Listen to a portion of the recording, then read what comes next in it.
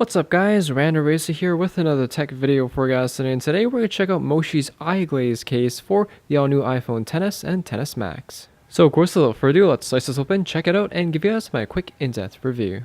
So today I bring you guys another Moshi case. This is their iGlaze model, one of their slimmer hardshell cases that they offer.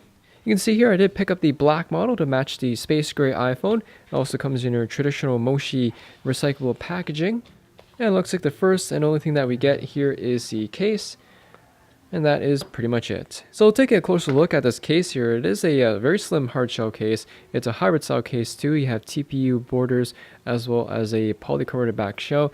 You can see the back has this really nice brush finish, which back in before the iPhone X, Moshi used to make these on metal, but I don't think this is metal just because that would impede wireless charging, but it definitely looks like it with this nice brush metallic finish. But anyways, to install this case is pretty simple. Simple snap-on style case, of course.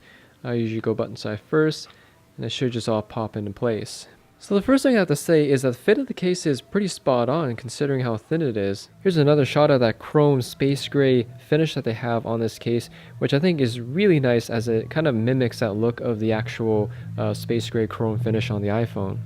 Anyways, taking a quick overview of this case, first off, this case is compatible with my edge-to-edge tempered glass screen protector that I do have on the top. On the sides, you have a cutout for the vibrate and ringer switch, a cover for the volume rockers, and you still get a nice tactile feedback when you press on them. Same thing with the power button on the other side. On the bottom, you have 3 individual cutouts for your stereo speakers, mic, and lightning port.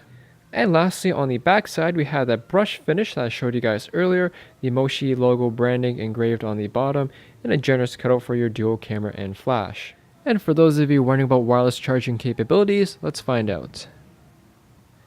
It works. Overall guys, the first impressions on Moshi's iGlaze case for the all-new iPhone XS and XS Max is pretty positive.